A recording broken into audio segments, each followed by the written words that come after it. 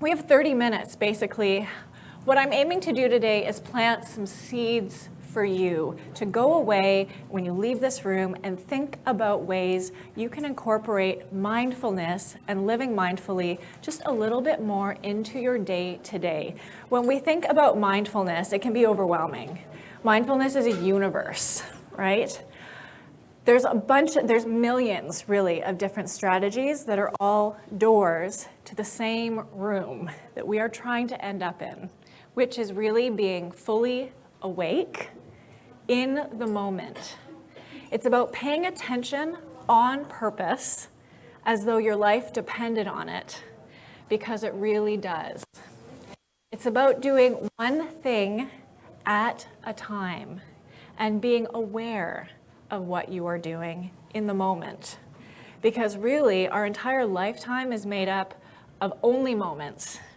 You will never have this moment again, right? And the next moment is already gone. So it's about being fully aware of what's going on in your mind, below the surface of those emotions we're feeling. Life transitions, health transitions come up, right? There's a lot of anxiety, there's a lot of fear, as we'll get into. So it's really the surface, what's going on in our bodies, where we're feeling what's going on in our bodies, so that we can do something about it from a platform where we are fully present and fully aware. Because if we are fully present and fully aware, we can actually act from a place that is full and whole and is good for us, where we're able to make good decisions and make good choices and move in good directions that are good for our health and for our relationships and for our families. So, in 30 minutes or less, this is where we're going to go. What is it? Mental health and Parkinson's disease, what that really means, why it matters. There are so many studies that have been done on mindfulness-based interventions, right? Not just meditation, but very, very simple shifts in how we perceive ourselves and the world that you can do in the moment. And we're going to talk about that as we get into a roadmap for living more mindfully. These are just foundational things that we can start to think about, and we can roll around in our brains as we're moving about day to day, interacting with the people in our lives, that are going to help us pay attention. That's it. If we have time, we'll do a mindful breathing exercise that is not a meditation. You can close your eyes during it if you want, because it sometimes allows us to focus on what's going on inside. But really, it's going to be me guiding you through things to pay attention to as you are focusing on your breath, because focusing on your breath is one of the easiest things that you can do. You have it all the time, right? We're constantly breathing, and the focus on our breathing can bring us back to our essential selves. When everything else feels like it's out of control, when we don't have control, when we feel like we don't have control over our symptoms or our relationships or the decisions that are being made in our lives, we can always come back to our breath. The idea around mindfulness is that there is more right with us than wrong with us at any given time. And then wrap up and some questions. So what is it? Again, it's non-judgmental, with a focus on the non-judgmental. This is about loving yourself. We have a tendency to talk to ourselves in some pretty unkind ways, even when despite our best efforts, right? So it's about being non-judgmental about what's going on for us in any given moment, paying attention on purpose, as if your life depended on it, because it does, right? And it's all really about being fully awake. Being mindful is something that is already inside each one of us. We already have the capacity. It's not something we have to go look for, or we can read another book, right? It's already inside of us, the capacity to be fully in the moment in our bodies. We just have to wake up to it. And that's no easy feat. That is a lifetime of practice in some very, very subtle, very small, but very, very profound ways. So these are small shifts that we can do every day to live more mindfully for better health and well-being that make a massive impact, not only to our relationship with ourselves, no matter what's going on for you, but the relationship that you have with other people in your life, particularly when times get hard, because it's really easy to be cool and calm and zen and loving and caring when everything's kind of going our way. The challenge is when things get chaotic for us, and that can happen at any time, because being mindful is about recognizing that we actually don't have much control over a lot, right? So it's embracing the uncertainty and getting comfortable with being a little bit uncomfortable, that we don't know what's going to come next. But from a place of mindfulness, we're going to be okay.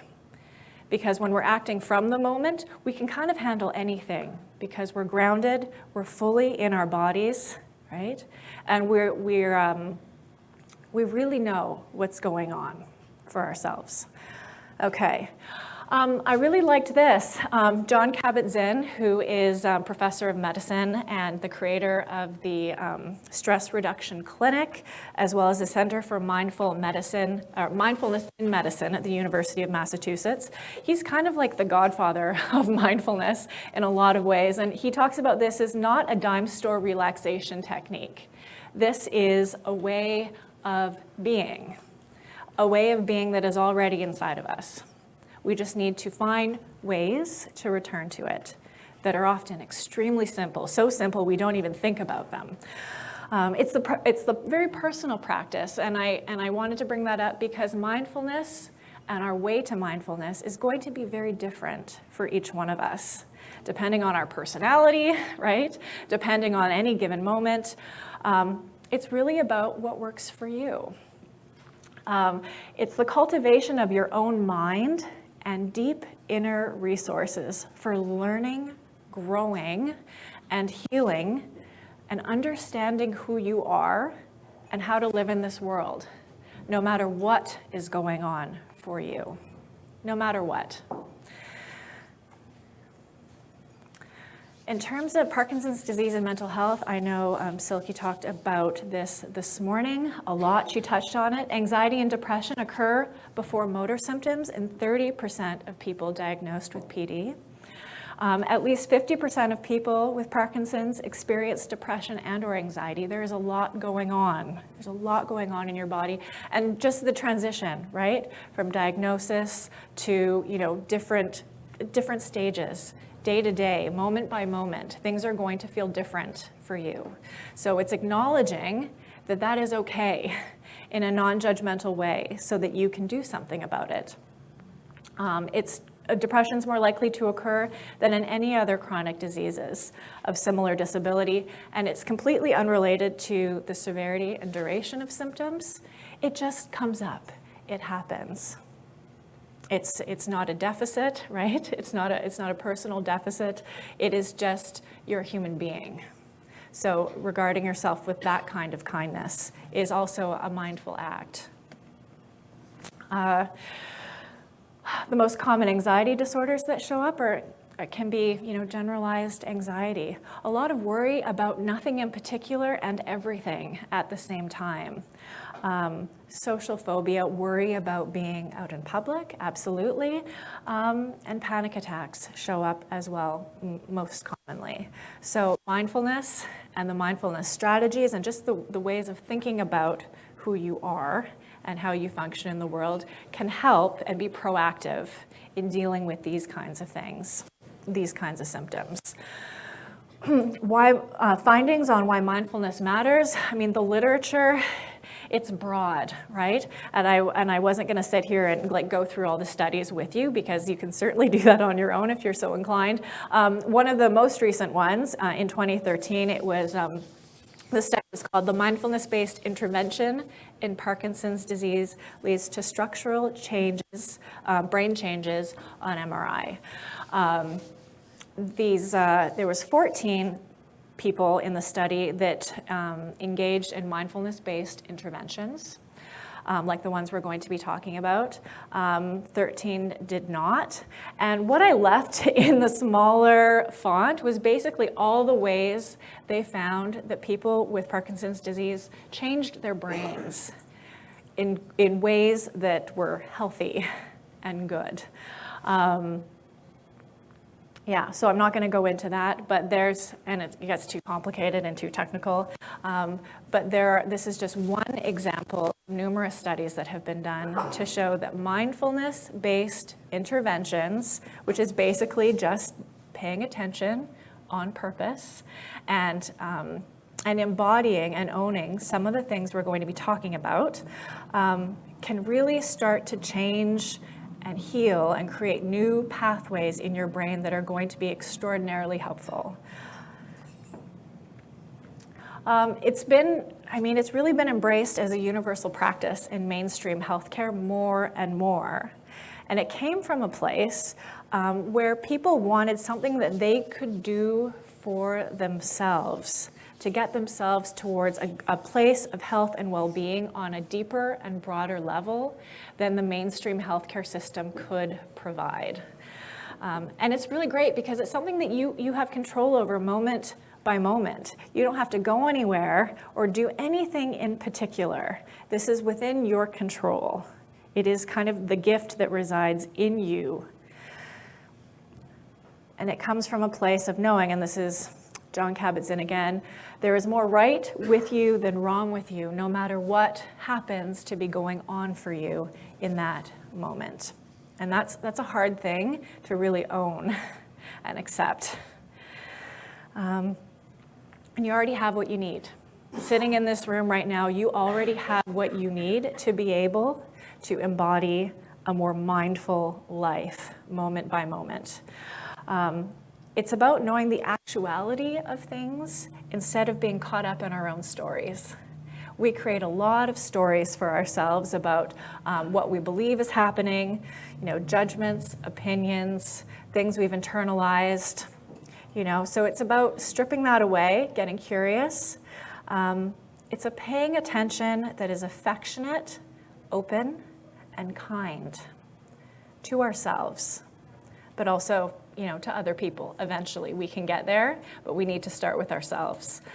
And it is a manifestation, a made real of our intrinsic compassion towards ourselves, no matter what is going on in our brains and in our bodies, because it's all connected, as we know so well. So where do we start? This, a roadmap for living more mindfully. We can think of these things as kind of as a foundation, things that we can do and pay attention to doing day to day, moment by moment, that are all going to help us live more mindfully. The first one is beginner's mind, and these aren't in any particular order. I thought I'd start with beginner's mind, though. Knowing and acknowledging that we have never experienced this particular moment before. We've never actually been here before, or in this moment to come, or in the moment after that, right? We don't actually know what's going to happen. So this mindset of, I've seen it all before, I know what's going to happen, that kind of thing, it makes our world smaller. It shuts down for ourselves opportunities for becoming more aware, for getting curious in the way that allows us to open ourselves up to possibilities, right? Getting curious about what else could be helpful for us in our lives for greater health and well-being. So having this idea of beginner's mind, I don't actually know what's happening, right? I'm going to get curious about what's happening right now. The embracing the not knowing, it can be quite refreshing. So remembering in the moments that are often the hardest for us, embracing that beginner's mind. Non-attachment. This one's really, really hard because we become very attached to our stories, right? To our judgments, to the things that we want, things that we have to have. the way we think things should be going in our lives. And then when we get clingy about those things, we feel that angst, right? When we don't get them or things aren't going particularly as we planned, right? It's that whole thing about we actually don't have control. It's nice, and we live our lives to try and make possible the things we would like, but at the end of the day, taking a step back, right? And letting things unfold as they will can be a very, very difficult, but very mindful and very healthy act. Because we are really, really so spacious. And the challenge of our lifetime, no matter where you are in your journey, is to grow into who we actually are. It's never too late to have beginner's mind, to acknowledge that we really don't know what's going to happen next, and to be open and loving as we regard each moment for ourselves. Non-judging. Non-judging is a very, very challenging, mindful act to incorporate into our day-to-day, moment-by-moment, because often as soon as we wake up, we're already having judgments, right, about how we're feeling, about what we have to do that day, about what someone said to us yesterday that's still kind of annoying us, right, sitting around in our brains.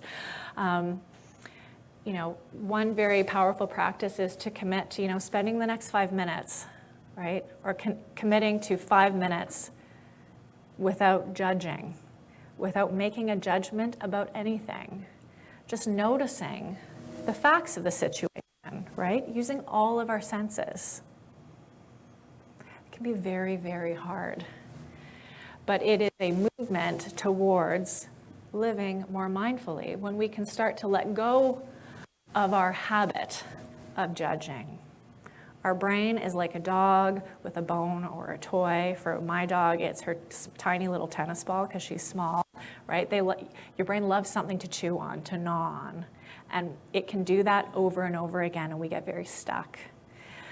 Non-judging is a way of being in the moment and where we can let go, right? And not have to be so committed and so invested in our constant judging, because we don't have to. Patience. Patience. These things seem so simple, but they are so hard. They are some of the hardest things to do because we're always trying to get someplace else, right? We're trying to get to the next thing. Sometimes we're even trying to get away from ourselves by moving on to the next distraction so we don't have to be alone with what's really going on for us, right? We're always on our way. Allowing yourself to be in the moment, noticing, using all of your senses, touch, taste, smell, sight, listening, allowing things to unfold in their own way, which leads into the next one, which is trusting, right? We put a lot of trust in a lot of other people and a lot of organizations and a lot of systems that we get very involved in, a lot of trust in relationships. And often, those things are really outside the scope of our immediate influence.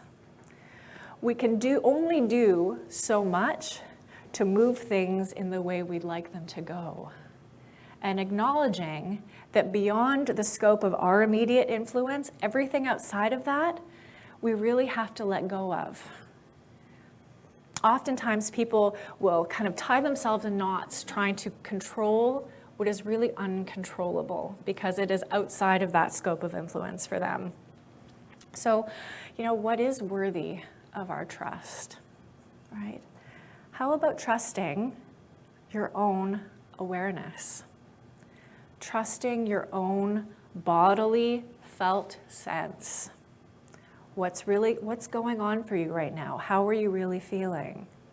Oftentimes we live kind of from the neck up and we don't notice what's going on in our gut. We refer to that as our gut, but really, that's what it is. That's our body.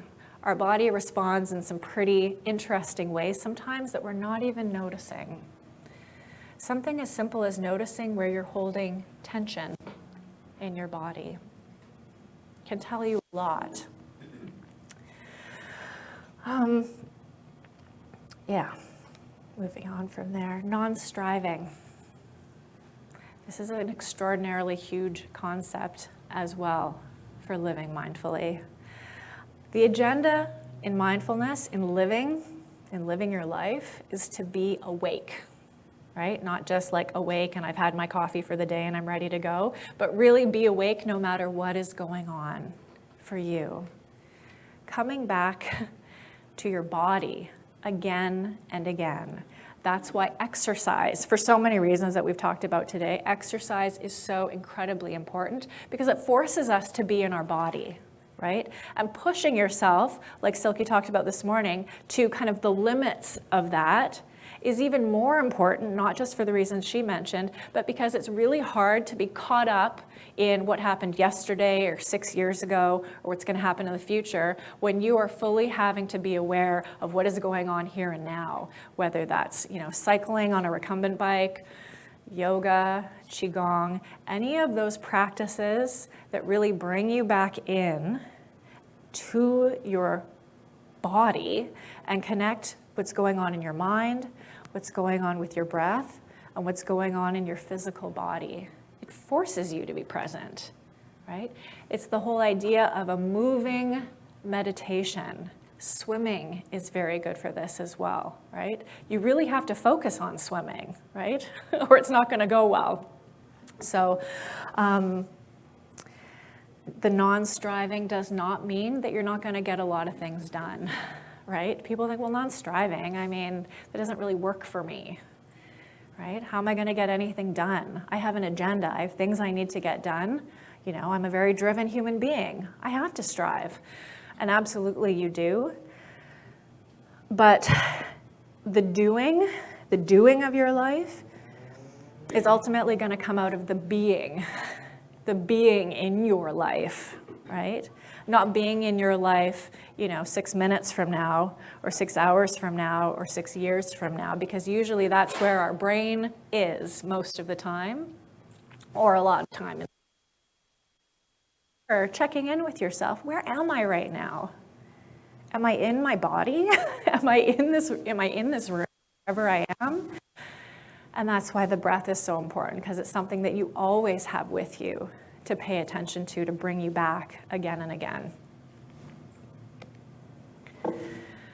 And this ties into acceptance. It does not mean that you are passively resigned to how things are. Like, this is it, I guess this is it. This is how it's going to be.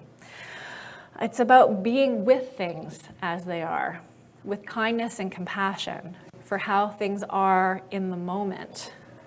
So you're not judging or condemning yourself because you happen to be having a bad day, or your symptoms have, worsened, or they're changing, and there's a lot of confusion and a lot of frustration and anger, right? And anxiety about that. It's like, okay, this is what's happening today. It doesn't necessarily mean it's what's going to happen tomorrow or 5 days from now. It gives you a place to stand and act from, so that it's like a platform, so that you can move into the next moment and the next moment after that from a place of being grounded and in your body, right? It's being mindful, I like to think of as like a tree, like a big oak tree that has deep roots that are broad as well. So when a wind comes along and the storm comes along and the hurricane of life happens, you're still rooted, right? That is mindfulness, is being rooted in the ground in your body. So you're not going to topple over when your life happens, because it will, and it doesn't stop, as we know. Okay, just one door is mindful breathing. So get comfy in your chair. You do not have to close your eyes, but feel free to close your eyes if it feels comfortable and right for you to do so. If you don't want to close your eyes, find something to focus on. It could be the glass in front of you. It could be, a ring that you're wearing or something, whatever it is.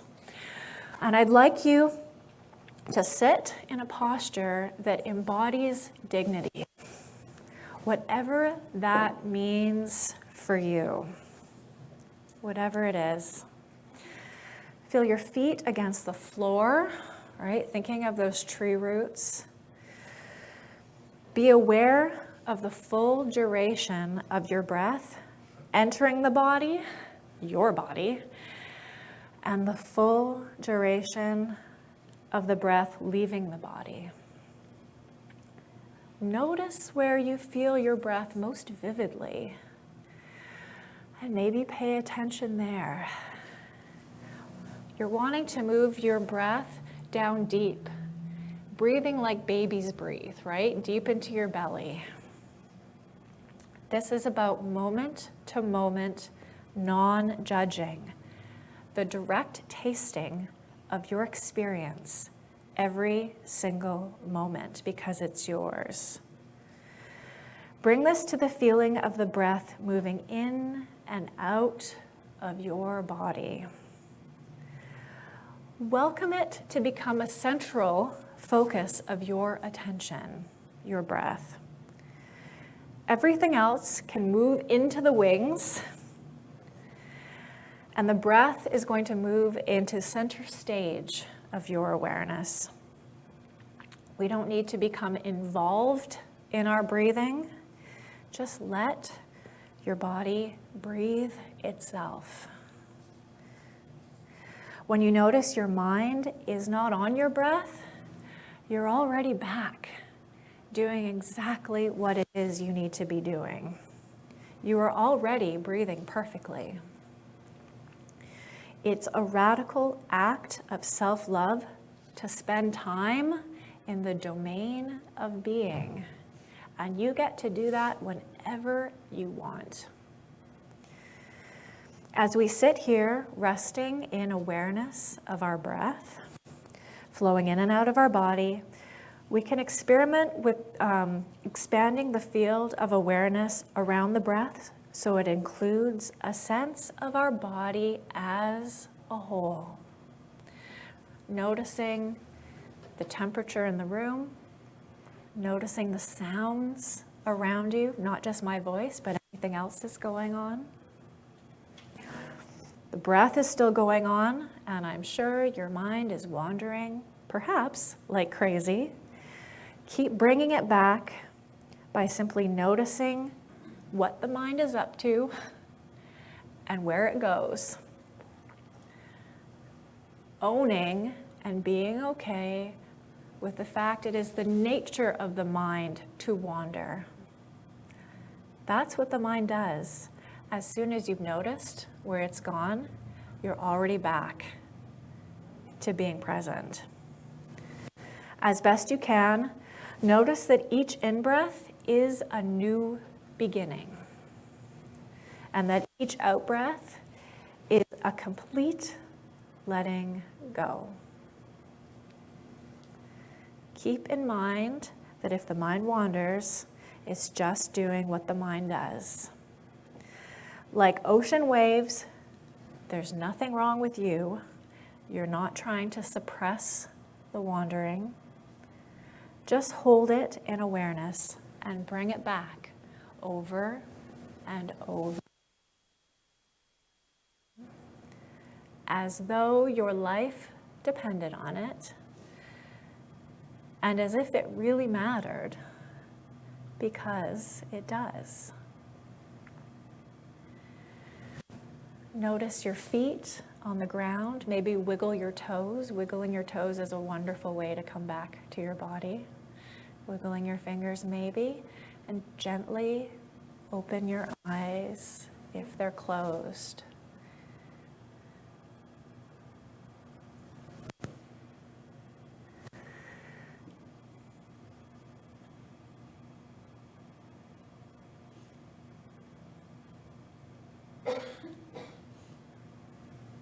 Okay. I don't know how much time we have left. In closing is perfect? Good. Okay. Okay. And so, in closing, all of the things we've talked about today are very, very big ideas. All just different doors to the same room, which is being mindful and being present in your life, which is the work of a lifetime. and it is not easy, and it's not really a place you arrive at. We're not striving for mindfulness, we are being mindfulness every chance that we get. It's the promise of getting your life back, actually, because it's something that we can control, right? Is being in the moment, moment by moment. It's the willingness to engage and sustain mindfulness over time. Right? The techniques are a means of waking up to the actuality of what is already within you, which is great news.